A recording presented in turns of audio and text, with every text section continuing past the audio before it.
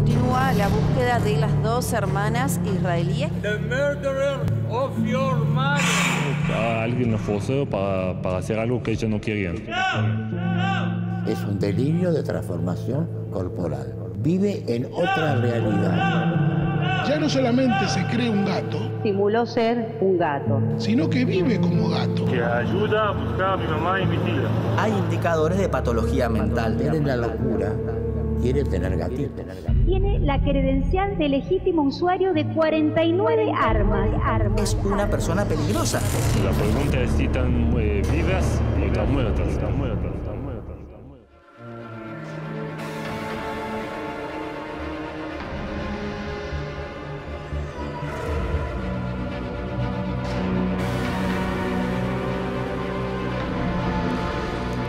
Un simulador, un asesino o un enfermo psiquiátrico.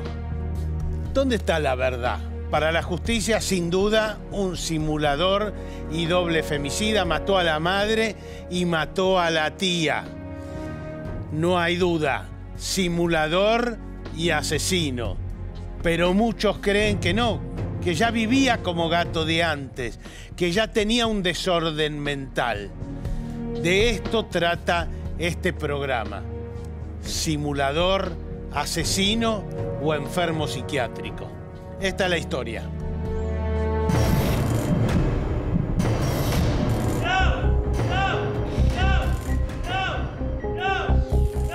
Cuando la ciudadana israelí Piri Sarousi, de 63 años, se enteró que su hijo, Gilad Gil Pereg, hoy de 40, finalmente había accedido a su pedido de ir a conocer el lugar donde vivía, no dudó en venir a visitarlo a Argentina.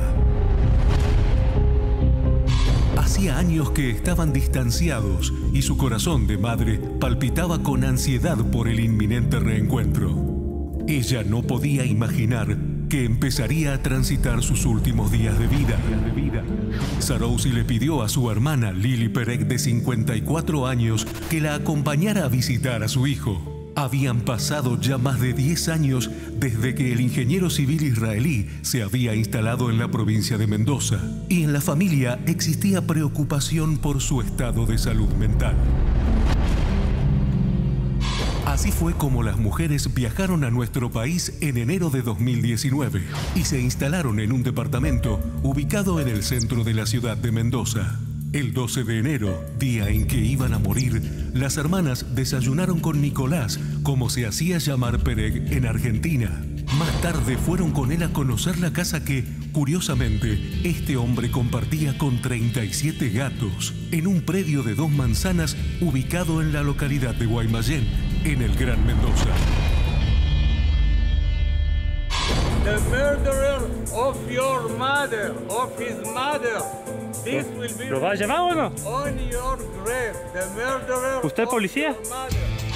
El lugar presentaba un estado de evidente abandono, con una casa precaria y lúgubre junto a una serie de canchas de pádel a medio construir que formaban parte de un emprendimiento trunco. Las mujeres no lograron salir con vida del predio. Continúa la búsqueda de las dos hermanas israelíes que fueron vistas por última vez el día sábado. Fueron vistas por el hijo de ellas en Guaymallén. ¿Qué piensa que pasó? Para mí alguien lo forzó para hacer algo que ellos no querían. Lejos de desentenderse del tema, luego de cometer el doble femicidio de su madre y su tía, Pereg hizo una denuncia a la policía por la desaparición de las mujeres. El asunto cobró estado público y distintos medios locales llegaron hasta la casa de este hombre, que aceptó le sacaran fotos en el marco de la búsqueda de sus familiares. De hecho, se lo pudo ver posando para las cámaras cerca de donde estaban enterradas sus víctimas. Estoy seguro que le pasó algo malo. ¿Cómo desaparece a casi una semana y no te pasó algo malo? No puede ser, no puede desaparecer casi una semana y no te pasó algo malo. La pregunta es si están vivas o están muertas. La pregunta es si están vivas o están muertas. 2 semanas más tarde, durante la jornada del 25 de enero, la policía científica encontró los cuerpos de las mujeres mutilados, tapados con piedras y tierra en un rincón de la propiedad. Las pericias oficiales revelaron que Sarouzi, madre del homicida, fue estrangulada y Pereg, su tía, fue asesinada de 3 tiros. Ese mismo día, Gilad Gil Pereg fue detenido, acusado por el doble femicidio de su madre y de su tía. Durante una tortuosa estadía en la cárcel, esperando el inicio del juicio que determinaría su culpabilidad, Pereg comenzó a comportarse literalmente como un gato, profiriendo maullidos desesperados y haciendo sus necesidades en el piso de la celda que ocupaba. ¿No tiene ropa?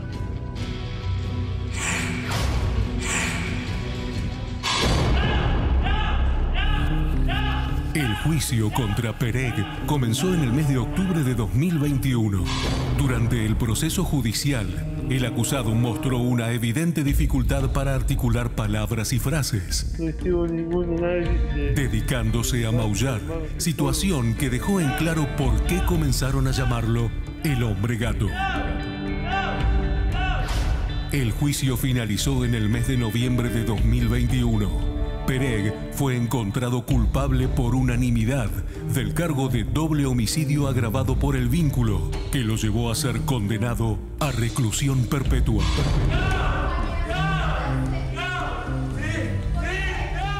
El perturbador caso del hombre gato invita a reflexionar si estamos en presencia de una persona que perdió completamente la cordura o si estamos ante un gran fabulador.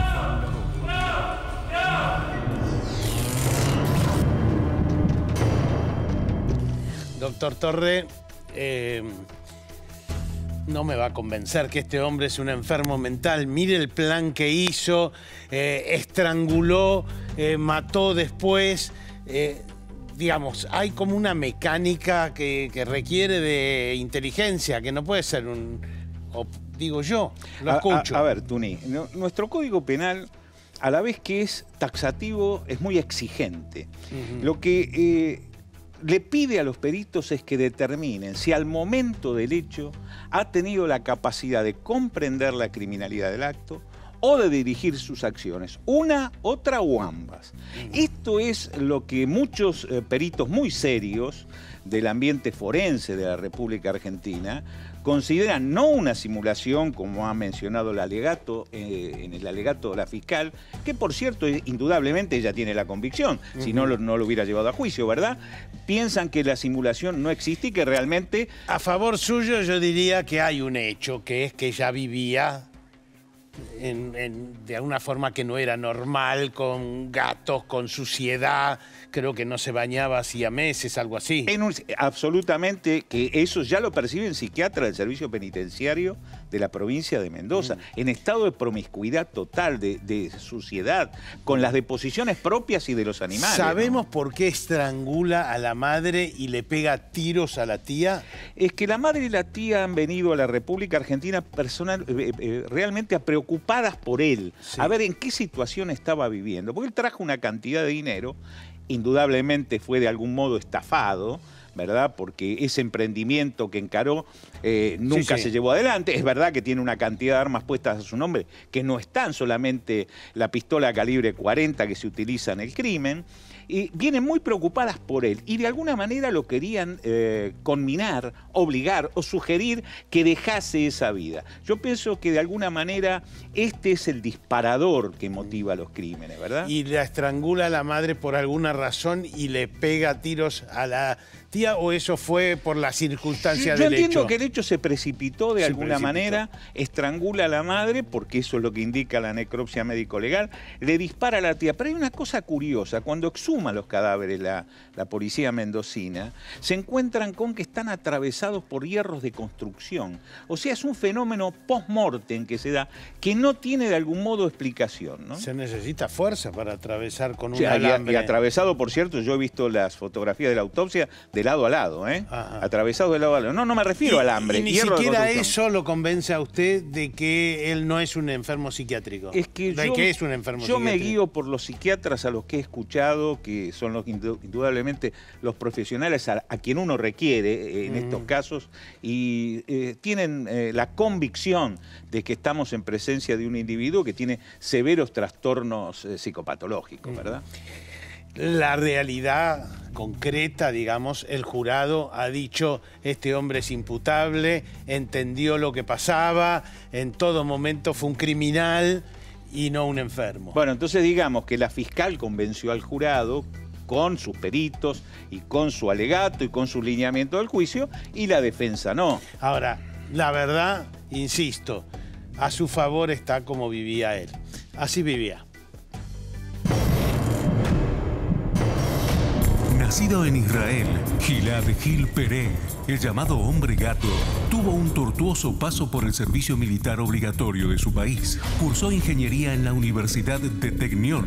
Pereg progresó académicamente sin problemas, pero volvió a sufrir una recaída y fue detenido cuando corría desnudo y sucio por el campus universitario. Pasó un tiempo internado en un neuropsiquiátrico, hasta que los médicos decidieron que lo mejor era trasladarlo a su casa, donde quedó al cuidado de su madre. Por aquellos días, Pereg pensó que había llegado su hora. Sin embargo, un extraño suceso cambió su forma de pensar. Este hombre asegura que una noche tuvo una visión de un ser milenario de alrededor de 1 metro de altura, cabello largo y aspecto gatuno, que se había materializado en su cuarto presentándose como el señor Badhus. Tras un supuesto diálogo con esta criatura, Pereg había decidido que su destino era identificarse con los animales y decidió adoptar el comportamiento felino.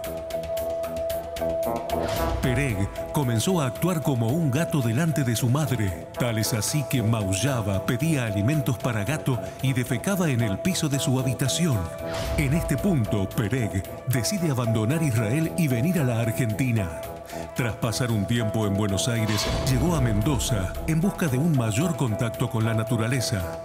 Se instaló en la localidad de Guaymallén. En Mendoza se hizo llamar Nicolás, mientras que el nombre elegido para cuando oficiaba de felino fue el de Flodarreltí, Adolf Hitler al revés. Pereg llegó a afirmar que tenía relaciones sexuales con gatos para crear una nueva raza. Una extraña fascinación por la muerte llevó a Pereg a comprar un amplio predio frente al cementerio en el que vivía junto a 37 gatos, lugar en el que más adelante serían encontradas enterradas su madre y su tía.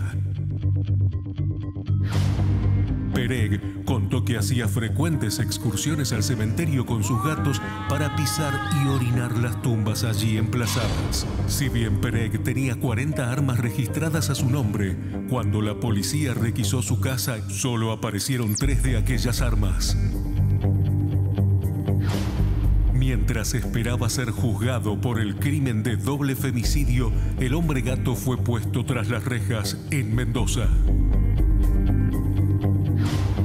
La convivencia con los otros reclusos resultó tortuosa.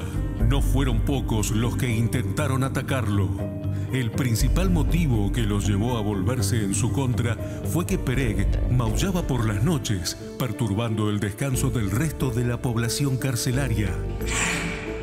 A esto se sumaba que hacía sus necesidades en el piso de la celda que alternativamente otros presos debían limpiar.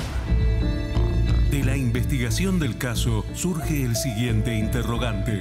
¿Por qué el comportamiento público de Pereg como felino comenzó a hacerse más evidente después del doble femicidio que perpetró?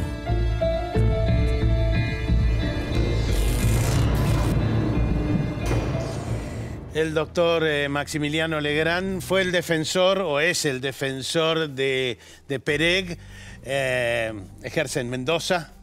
Así que lo primero que le tengo que preguntar es cómo es que lo defiende. Es duro defender a una persona que maulla. No sé si con usted maulla, habla, desconozco. Bien, sí, no, es difícil. Muy difícil ha sido desde el comienzo porque en realidad con nosotros, yo lo que he notado que cuando habla con nosotros no maulla, pero sí maulla cuando está en situaciones de tensión. Cuando él se siente que no está de alguna manera protegido y demás. Cuando se siente acosado o algo por el estilo. Exactamente. Nosotros cuando llegábamos a veces al penal, lo escuchábamos de lejos ya los maullidos. Pero cuando llegábamos nosotros, él hablaba con nosotros y bueno, los temas eran muy monotemáticos. Al principio solamente le interesaban los gatos, que sus gatos, que eran sus hijos, que teníamos que tenían que estar ahí, que teníamos que llevárselos a la celda del penal, que teníamos que lograr que él saliera para que él estuviera con sus gatos en prisión domiciliaria. Era muy monotemático con respecto y ahí nosotros nos dimos cuenta que evidentemente había algo mal en su psiquis. Doctor, visto que, porque inclusive lo escuché a usted que no iba a discutir la autoría, indudablemente su estrategia ha girado alrededor de la imputabilidad o inimputabilidad. Él, sin vulnerar el secreto profesional, por cierto, la pregunta con todo respeto, él de algún modo, en su comunicación con usted, ¿ha hablado alrededor del hecho? ¿Ha dado una motivación? ¿Ha dado alguna explicación? Por supuesto, en su primitivismo, etcétera, ¿no? Nunca no.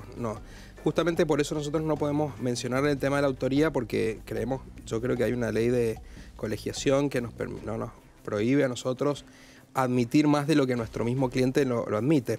Siempre hemos dicho que hay pruebas de autoría, sí hay muchas pruebas de autoría, pero él siempre cuando nosotros le consultamos nos mencionaba que había que no estaban muertas, que estaban secuestradas, que él no había sido, que podrían haber plantado los cuerpos. Él sigue diciendo de alguna manera que en verdad están vivas, ¿no? O algo así. No, él dijo primero que estaban vivas, después nos dijo que planteó que habían plantado los cuerpos. Ha ido variando al respecto el discurso de él en este asunto. ¿Y cuál es el nivel intelectual de él? Me refiero en su capacidad de comunicación, etcétera. Es ingeniero. Sí, pero me refiero a la comunicación, a la forma a la empatía que pueda tener. Bueno, ahí es un tema. El tema del nivel intelectual, nosotros lo analizamos desde un punto de vista un poco más amplio. Sé que esto en tema psicológico está discutido, pero hay un aspecto matemático, lógico, una inteligencia que nosotros todos hablamos de inteligencia como la inteligencia lógica matemática, que él en este sentido no está muy afectado, pero con el resto de las inteligencias él es nulo en absoluto. Deme un ejemplo.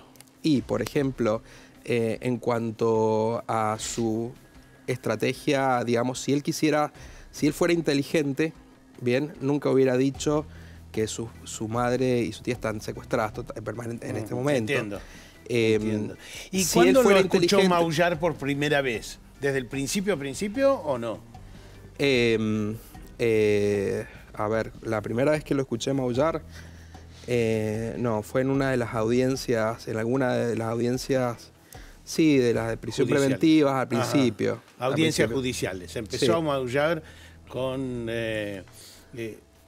¿Y hubo análisis psiquiátrico acá que ustedes llevaran adelante para decir, este hombre no lo pueden meter a la cárcel? Él estuvo en un psiquiátrico, ¿no? Claro. La primera prueba que nosotros vemos son dos informes. El primer informe habla de los policías que van a la casa de él investigando la desaparición de su madre y su tía.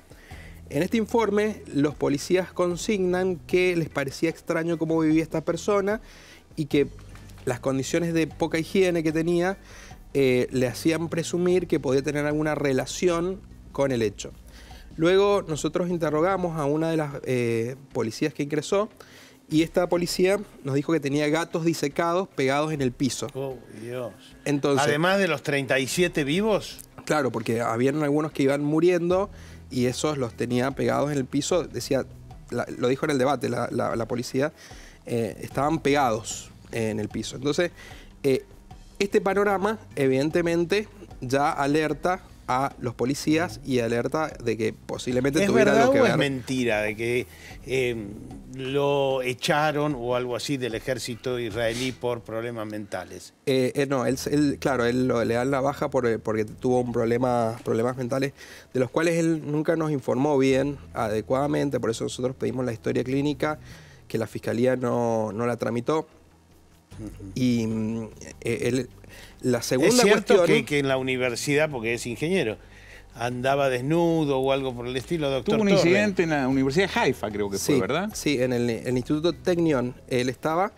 Al principio, cuando empieza a acumular suciedad en el cuarto donde él vivía en el campus, empieza a acumular suciedad y no puede vivir con nadie más. Entonces, evidentemente, ahí le piden el desalojo.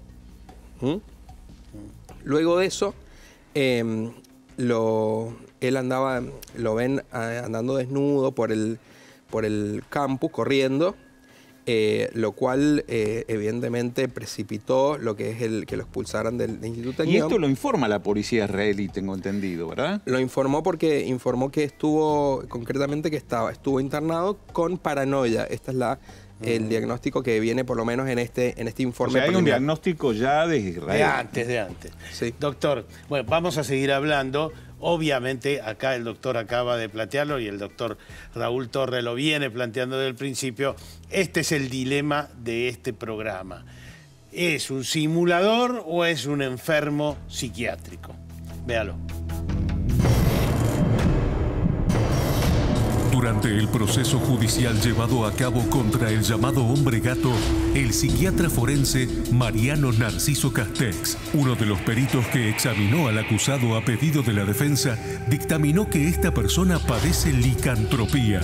Se trata de un trastorno mental que lleva a una persona a sentirse y comportarse como un animal. Es un delirio de transformación corporal. El sujeto siente que se ha transformado o se está transformando en un animal. La locura es afectiva, toca el campo afectivo y no el campo cognoscitivo.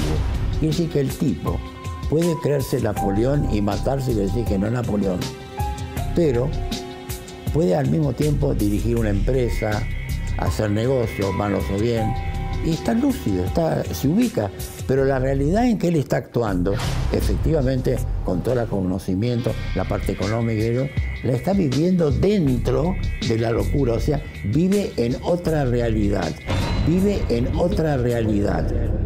Existen antecedentes de hombres que se creían chanchos, monos, lobos y perros, entre otros animales. Sigmund Freud hizo referencia a las características presentadas por un chico que se creía gallo en su libro Tótem y Tabú. Sin embargo, la particularidad del caso de Pereg es que estamos ante un hombre que se cree gato, pero además cometió un doble femicidio.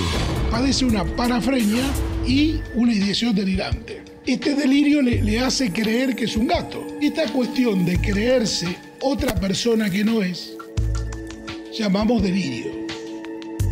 Y él lo que tiene es un delirio parafrénico. Ya no solamente se cree un gato, sino que vive como gato. Entonces hicimos un poco el rastreo sobre su vida en general.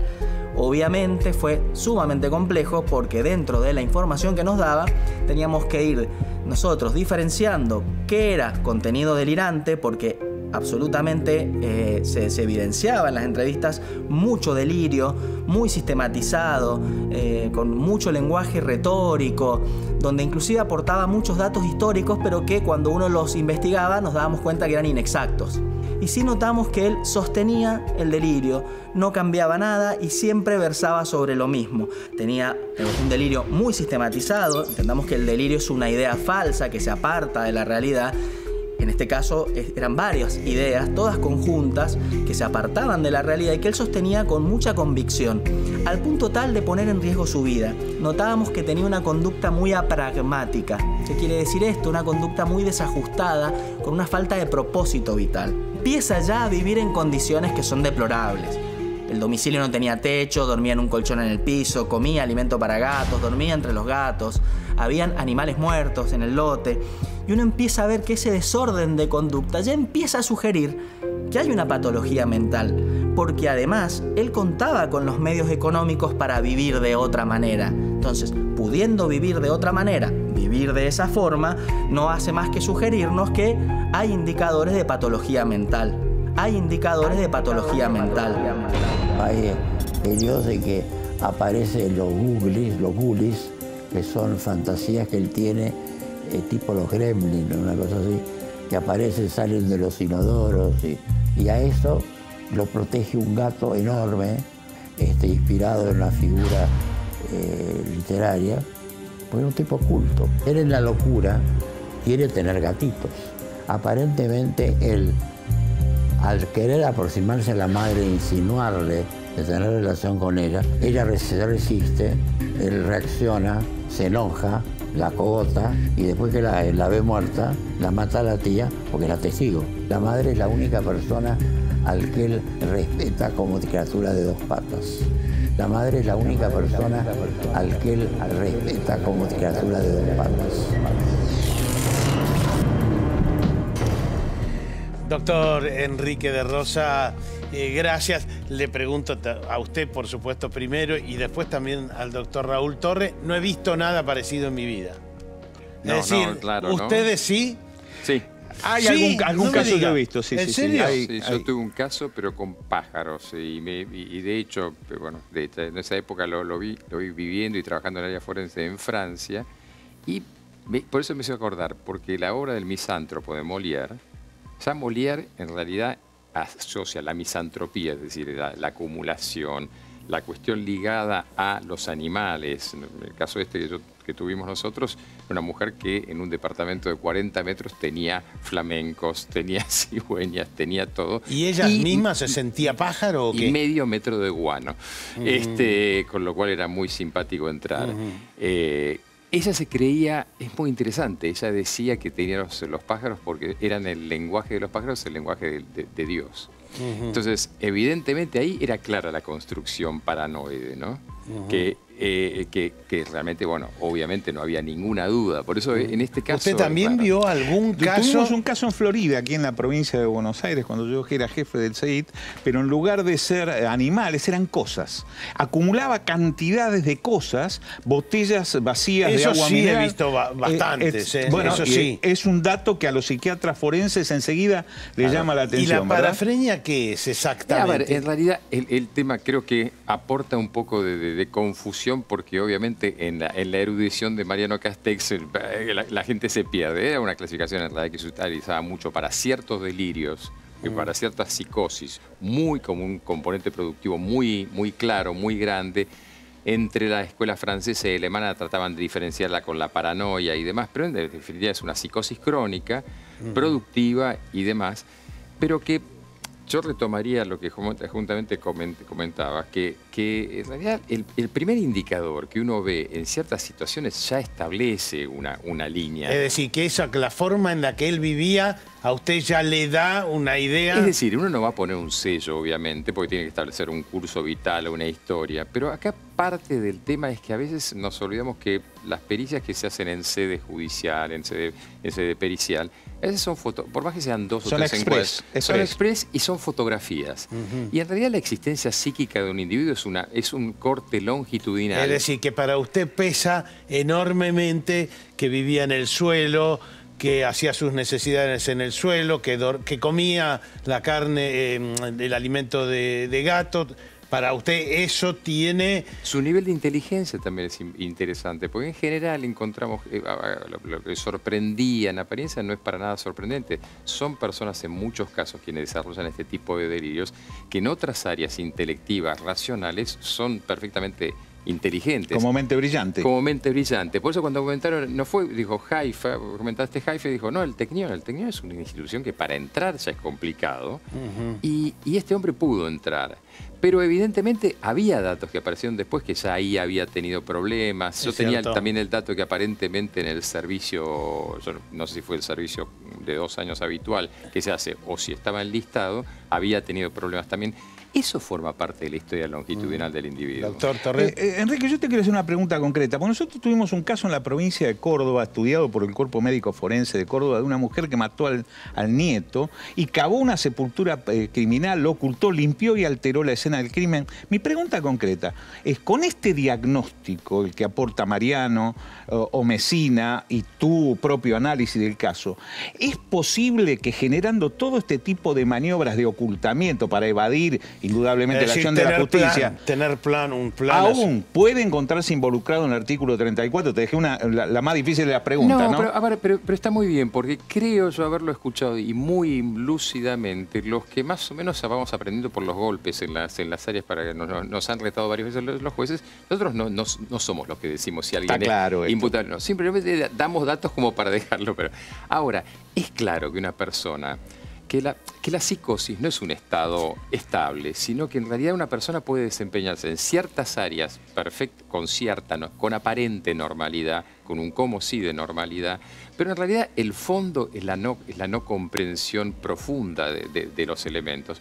Lo que pasa es que a veces en el área de los jueces, los fiscales, esperan encontrar el loco paradigmático, ¿no? Entonces, que es loco todo el tiempo. Que es una especie de loco todo el tiempo, que es furioso. Y acá la pericia, que es lo que comentábamos fuera de cámara, las pericias inclusive del cuerpo médico de Mendoza hablaban de un factor deficitario. ¿Qué es un factor deficitario?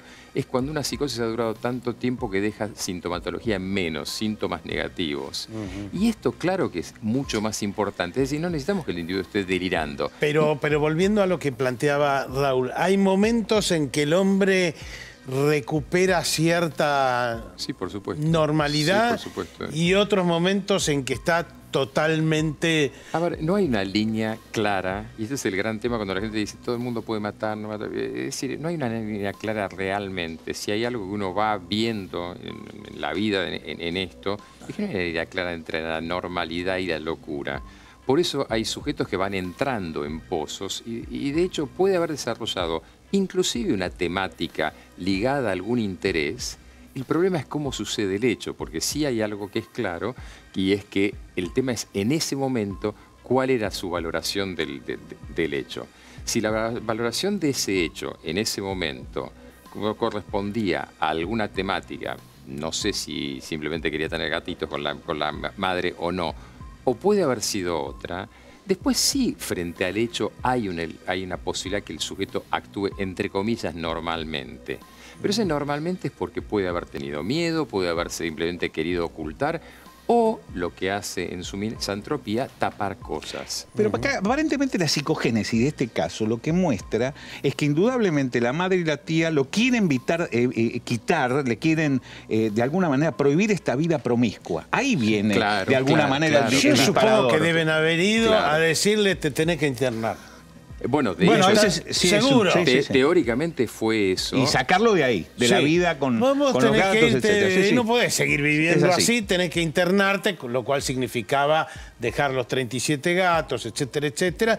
Y por ahí eso termina en el estrangulamiento. Bueno, de hecho, en esta unidad que yo les comentaba, donde vimos esta mujer, nosotros normalmente entrábamos con los equivalentes acá del GEOF, porque en general teníamos problemas. Es decir, a entrar una persona que no quiere, esta mujer se resistió. La de los pájaros. La de los pájaros, de romper la puerta. Es decir, y por supuesto la ligamos todos en el sentido, al menos verbalmente.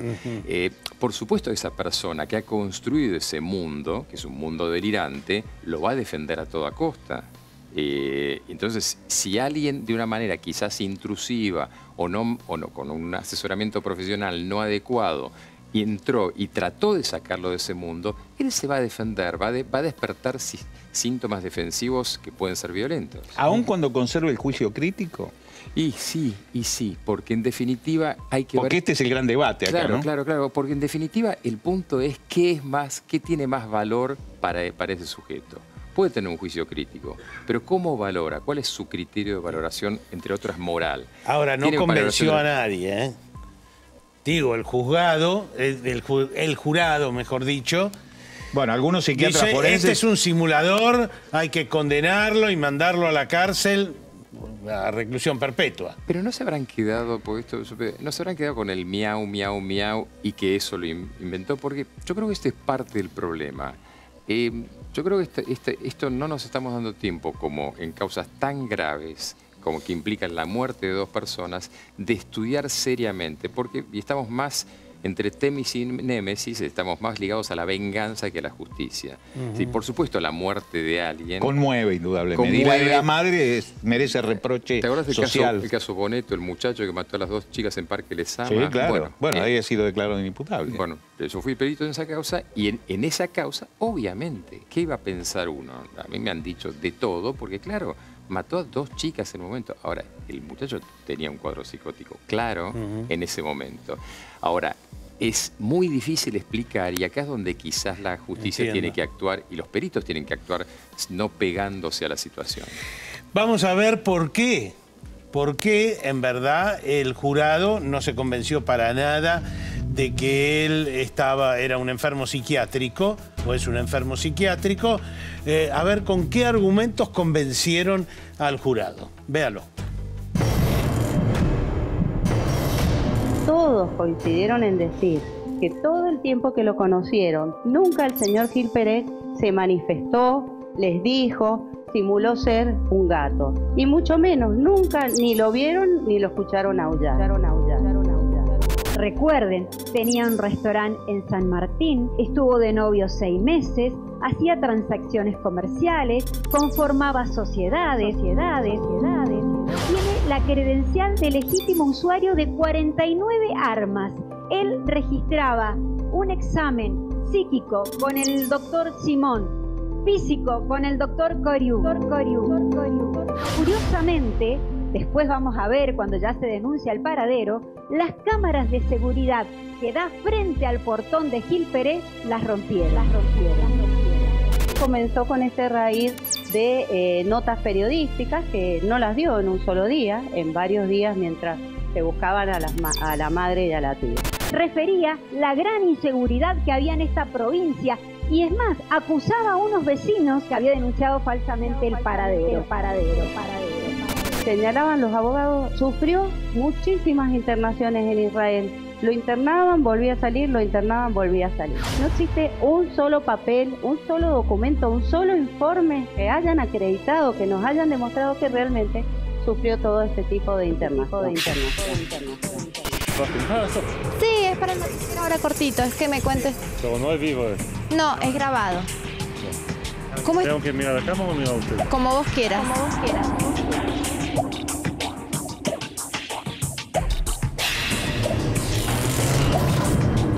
Bueno, tenemos aquí nuevamente al defensor de Perec y sigue aquí el doctor de Rosa. Primero aclaremos que invitamos a la fiscal e invitamos también a la abogada de la querella a que vengan desde Mendoza, pero no pudieron, por lo tanto pusimos este tramo que es bastante significativo del juicio. ¿Cómo contestó usted a eso? ¿Por qué no pudo convencer al jurado? Porque el jurado dijo, sí, formó sociedades, 40 armas, registró. ¿Qué pasó con las armas a todo esto? Bien, las armas quedaron en las armerías, ahí nunca estuvieron en el poder de Perec, o sea, estaban compradas, pero estaban depositadas en las armerías respectivas. Es decir, que las compró y nunca las retiró. Exactamente. Para usted es un índice también de la enfermedad mental. Claro, porque, a ver, ¿quién puede comprar un bien como un arma, no ir a retirarlas nunca? ¿Con qué fin? Más de 40 armas. Es algo impráctico. Doctor, la Fiscalía y la querella insistieron mucho en esto de hizo contratos, se enamoró, tuvo pareja. ¿Cómo mira esos argumentos? Tuvo un restaurante. ¿Cómo mira eso? Creo que volviendo a algo que dijimos antes, el gran problema es construir la identidad de un individuo en base a fragmentos. Entonces todos somos en algún sentido un poco locos y un poco normales. Ahora, si yo quiero utilizar estas premisas menores en lógica de una manera, puedo decir, bueno, pero fulano de tal hizo esto, esto y esto, por lo tanto esto, esto y otro. Si uno siempre lo da descontextualizado, alguien puede haber hecho algo sano o algo que parezca insano. Ahora, la construcción completa del cuadro es otra. Entonces, esto de poder... Es decir, que para usted la forma en la que vivía y lo que comía... Bueno, la misma fiscal creo que ahí dice, creo que es ella, dice entraba y salía, y lo utiliza como argumento sano. Y en realidad, casualmente, eso es un argumento contrario. Es un argumento de que se llama de puertas giratorias. Es decir, que es un sujeto que entra, lo medican, pero vuelve a entrar, y no vuelve a entrar porque quiere. Vuelve a entrar porque obviamente tiene diversos episodios, que es lo que hablábamos antes. Doctor Legrand, uno de los argumentos que utiliza la querella y la fiscalía es tuvo pareja. Eso demuestra cierta normalidad. Usted lo ve hoy en día, sigue teniendo como una, no sé si la palabra es pareja, o una joven o una mujer que lo visita, no sé cómo definirlo, usted definirá mejor. Acá hay dos momentos temporales. Él tuvo pareja apenas llegó de Israel. Cuando él llega de Israel, todavía, por lo que nosotros pudimos constatar de los peritos que nosotros teníamos en la defensa, no había llegado la enfermedad a ver un brote psicótico, no había degradado mucho la personalidad de él. Entonces, una cosa era tener pareja en ese momento y ahora es evidentemente otro tipo de... O sea, que hubo una degradación. Claro, esto creo que fue constatado por un montón de pruebas que a lo largo del tiempo... Pero sigue teniendo una mujer que lo visita. Hoy en día tiene no llamaría yo una pareja, sino una persona que un afecto será, supongo, que lo visita asiduamente en el neuropsiquiátrico. Porque está en un neuropsiquiátrico, claro. Pese a que el jurado dijo mándenlo a la cárcel. ¿Por qué está en un neuropsiquiátrico? Porque por dos razones. Una, que la patología, por más que el jurado haya decidido lo que haya decidido, la patología psiquiátrica grave, la psicosis, está. ¿Bien?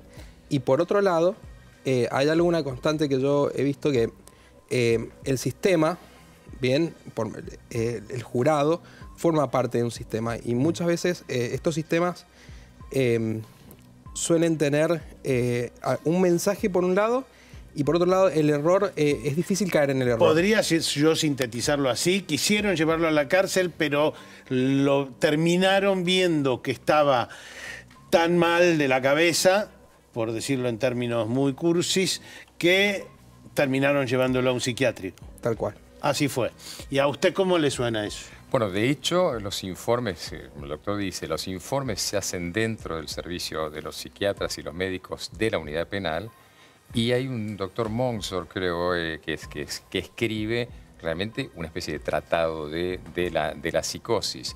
Dice, cuadro deficitario, problemas de higiene, por momentos está desnudo, por momentos tiene alucinaciones. Es decir, describe una psicosis productiva, funcionando, y debe estar medicado. La otra paradoja, y esto se da muy habitualmente, es que sí, pasa esto, pero está en una unidad psiquiátrica. Claro. Entonces...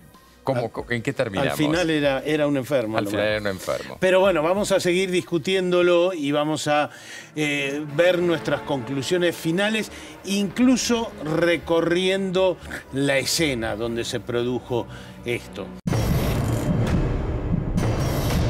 Que el señor Gil Perec, antes del hecho, no mostraba conductas antisociales. Es decir, mostraba conductas totalmente sociales. Si quieren ayudar, por favor publican las fotos de mi mamá y mi tía. Nada más te pido eso, que ayuda a buscar a mi mamá y mi tía. Que ayuda a buscar a mi mamá y mi tía. Tras ser condenado a reclusión perpetua por su doble crimen, Perec pasa sus días sedado, producto de la medicación psiquiátrica que recibe por prescripción médica. A partir de este cuadro de situación, el hombre gato suele evidenciar poca actividad, permaneciendo mayormente recostado. Una novedad le escapa a este sórdido escenario, ya que una mujer llamada Verónica se sintió atraída por su historia de vida y desde hace un tiempo comenzó a visitarlo. De hecho, según trascendió, la pasión por los gatos en particular y los animales en general los habría unido, impulsándolos a comenzar una relación sentimental.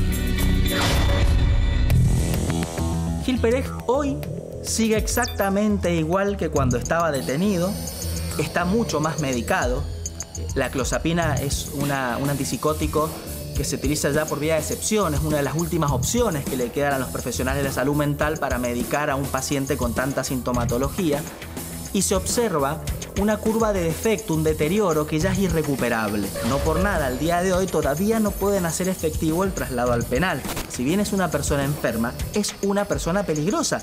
A todas luces está que ya mató a 2 personas. Recordemos que el delirio es irreductible, esto quiere decir nadie lo va a convencer de lo contrario.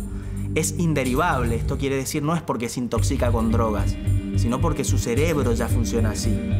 Es incomprensible, él sostiene el tema de los gatos, la mayoría de nosotros nos llama la atención, pero para él es algo absolutamente normal. Y lo final es, condiciona la conducta. Él va a hacer todo lo posible para sostener el delirio.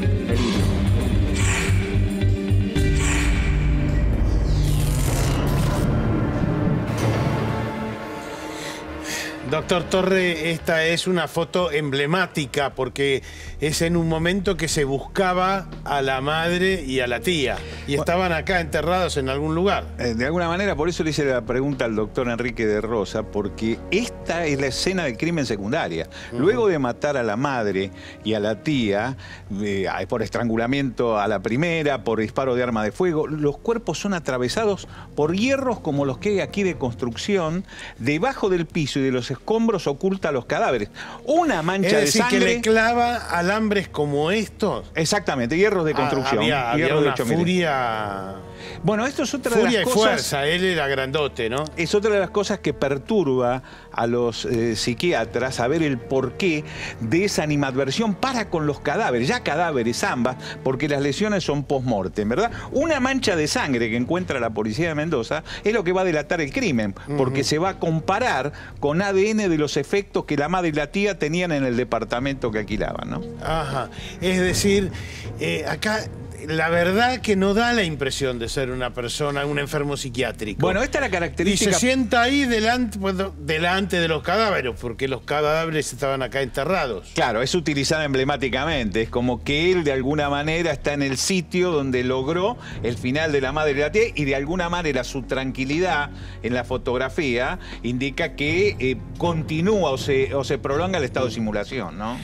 Doctor, ¿le llamó la atención esta mujer Verónica que lo va a visitar al penal? Y es un fenómeno que ya hemos estudiado en otros casos, Barreda, Fabián Tablado, que es la enclitofilia, la seducción que generan los criminales convictos. Seducción en algunas mujeres, ocurre lo inverso también, con mujeres que son seducidas por hombres, donde hacen visitas íntimas, etcétera, etcétera, con criminales convictos, ¿no? ¿Les apasiona el riesgo o piensan que lo van a enderezar en la vida? Yo pienso ¿O hay algo de eso? Que tiene que ver más que nada, creo, con la mediatización.